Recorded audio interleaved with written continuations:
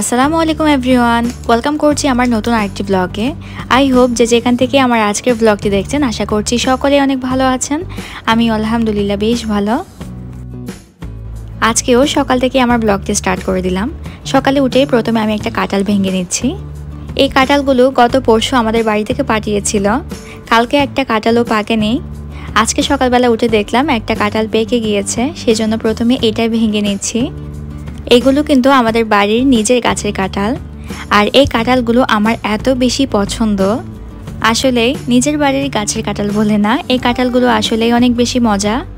এই কাঁঠালগুলোর জাত অনেক ভালো পড়েছে, সেজন্য অনেকেই কিন্তু অনেক বড় বড় কাঁঠাল পছন্দ করেন, কিন্তু আমার কাছে এরকম ছোট কাঁঠাল বেশি ভালো লাগে। আমার শ্বশুর বাড়িতে কিন্তু কেউ কেউ কাঁঠাল পছন্দ করে, আবার কেউ কেউ করে না। তবে কাঁঠাল কিন্তু আমার আর আমার মেয়ের অনেক বেশি পছন্দের। আমি কিন্তু কাঁঠাল ভাঙার আগে হাতে একটু সরিষার তেল লাগিয়ে নিয়েছি, যাতে কাঁঠালের ক্ষীরগুলো আমার হাতে না লাগে।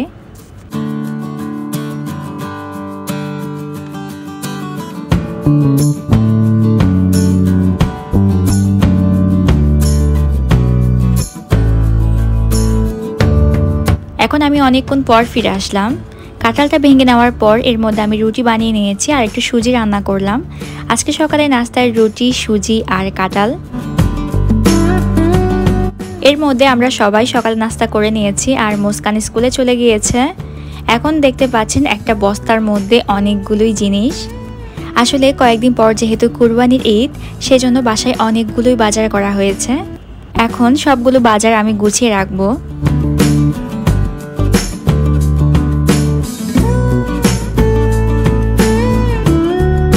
এখানে কিন্তু সবগুলো মুদির বাজার করা হয়েছে, ছিল সবগুলো প্রয়োজনীয় জিনিস, যেমন সয়াবিন তেল, পেঁয়াজ, আদা, রসুন, আটা, নারিকেল, দুধ, চিনি, লবণ, চাপাতি, আর ছিল একটু পরিমাণে বেশি করে গরম মশলা।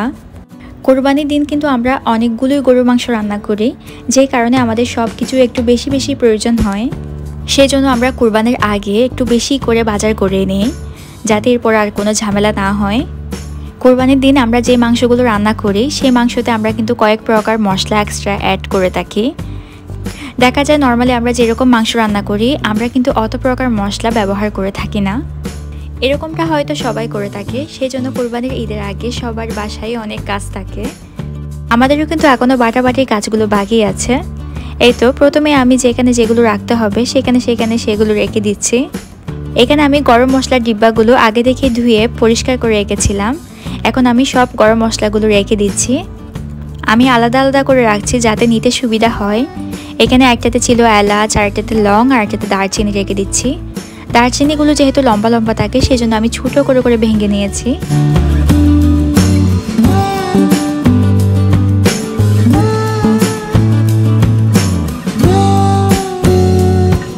এই তো আপনারা দেখে বুঝতেই পারছেন আমাদের বাসায় কত কাজ চলছে, মনে হচ্ছে একটা অনুষ্ঠানের আয়োজন করছি।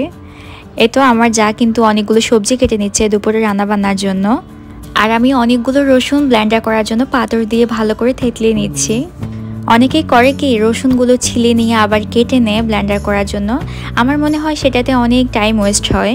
রসুনগুলো কোনো পাথর বা ভারী কিছু দিয়ে এভাবে থেতলে নিলে কিন্তু খুব সহজে চামড়াটা উঠে যায়।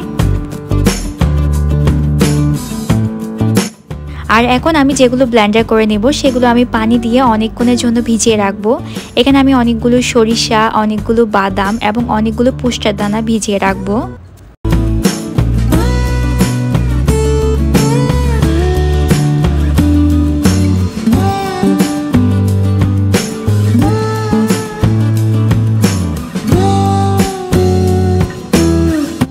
এখন আমি চলে আসলাম প্রায় ঘন্টাখানেক পর। এখানে অনেকগুলো রসুন এবং আদা নেওয়া হয়েছে, এগুলো এখন এক এক করে সবগুলো ব্লেন্ডার করে নিব। প্রথমে আমি রসুন ব্লেন্ডার করে নিব। এখানে যেহেতু আদা এবং রসুনের পরিমাণ অনেক বেশি, সেজন্য অল্প অল্প পরিমাণে ব্লেন্ডার করে নিতে হবে।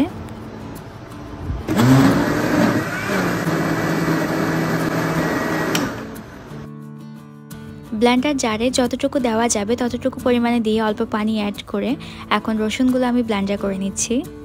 পানি কিন্তু একদমই কম অ্যাড করতে হবে।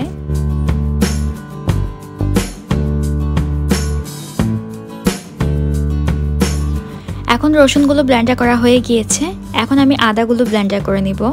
আদাগুলো ছিলিয়ে নিয়ে ছোট ছোট করে কেটে নেওয়া হয়েছে। এখন আমি অল্প পরিমাণে পানি দিয়ে আদাগুলো ব্লেন্ডার করে নিব।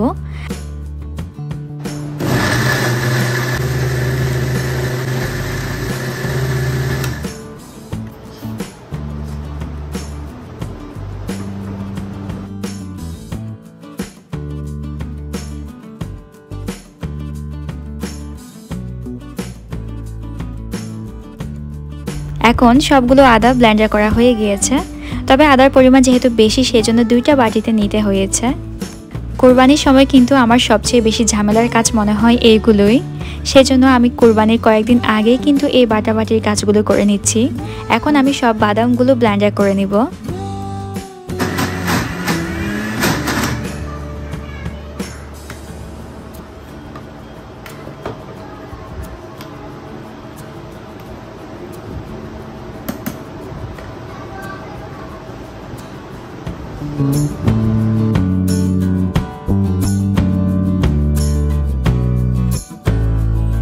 এখন কিন্তু এক এক করে সবগুলো ব্লেন্ডার করে নিচ্ছি।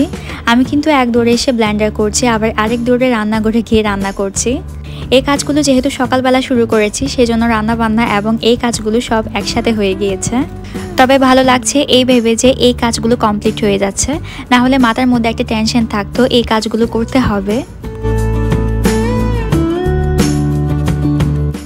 এখন আমি সরিষাগুলো ব্লেন্ডার করে নিচ্ছি, আর সরিষা ব্লেন্ডার করার সময় পানির পরিমাণটা একটু বেশি দিতে হয়, না হলে সরিষাগুলো আস্তে আস্তে থেকে যায়। আর পানির পরিমাণ একটু বেশি দেওয়ার কারণে কিন্তু সরিষাগুলো ব্লেন্ডার করার পর অনেক বেশি হয়ে গিয়েছে। এখন আমি 2টা বাটিতে নিয়ে নিচ্ছি।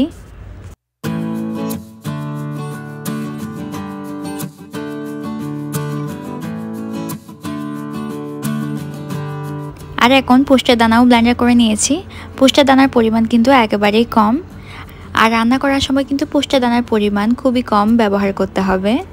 কোরবানির আগে কিন্তু আমরা এই বড় ফ্রিজটা অবশ্যই ক্লিন করে থাকি, এই কাজটাও করা হয়ে গিয়েছে। কোরবানি ঈদের মাত্র কয়েকদিন বাকি, সেজন্য আমরা এক এক করে সব কাজ কমপ্লিট করে নিচ্ছি। সব কাজগুলো আমরা এক এক করে নিচ্ছি এবং অনেক বেশি শান্তি লাগছে। যদি আমরা একদিনে করতে যাই তাহলে একদিনে করা অনেক বেশি ঝামেলা, অনেক বেশি কষ্ট, ওরকমটা সম্ভবও হয়ে ওঠে না। একটা একটা করে কাজ শেষ করে নিলেই বেশি ভালো। এখন যেগুলো ব্লেন্ডার করে রেখেছিলাম সবগুলো আমি ঢাকনা দিয়ে ফ্রিজের মধ্যে রেখে দিব।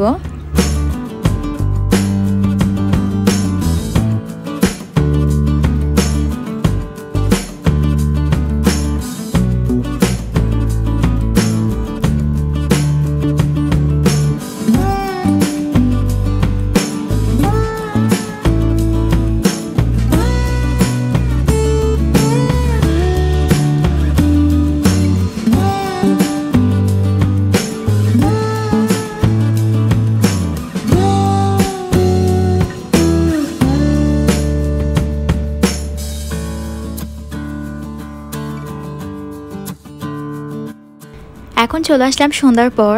আমাদের জন্য বিদেশ থেকে কিছু জিনিস পাঠানো হয়েছে, সেগুলোই আনপ্যাক করে নিচ্ছি।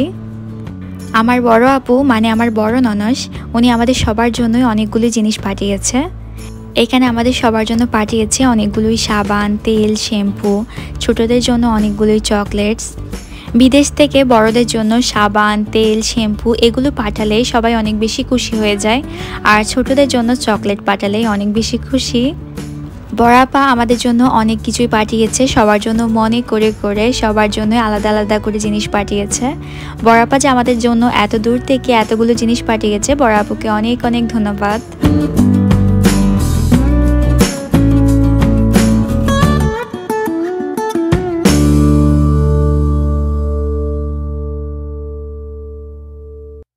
আর চকলেট পেলেই তো ছোটো বাচ্চারা অনেক বেশি খুশি, ছোটদের সাথে আমরাও কিন্তু অনেক বেশি খুশি।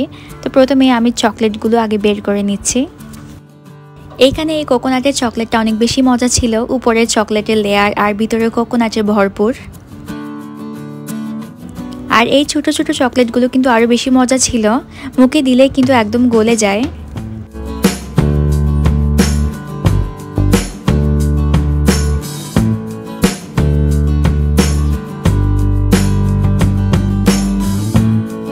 এখানে আমার আব্বু আমার জন্য 2 প্যাকেট হালুয়া এনেছে। এই হালুয়াটা আমার অনেক অনেক বেশি পছন্দ। এটা হচ্ছে ওমানি হালুয়া। ওমানিদের জন্য এই হালুয়াটা অনেক বেশি স্পেশাল। এখানে ছিল একটা আমার জন্য আর একটা ছিল আমার ভাইয়ের জন্য। এই হালুয়াটা আমার কাছে এত বেশি ভালো লাগে সেটা আমি বলে বোঝাতে পারবো না। সেজন্য আব্বু যে কয়বারই আসে আমি অবশ্যই বলে থাকি এই হালুয়াটা আনার জন্য।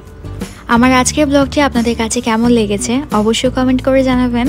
ভালো লেগে থাকলে একটা লাইক দিয়ে যাবেন আর নতুন হলে সাবস্ক্রাইব করবেন। আর যারা ফেসবুক থেকে আমার ব্লগটি দেখছেন আপনারা চাইলে আমার ফেসবুক পেজটি ফলো দিয়ে যেতে পারেন। সবাই ভালো থাকবেন আর আমার জন্য দোয়া করবেন। আল্লাহ হাফেজ। আসসালামু আলাইকুম।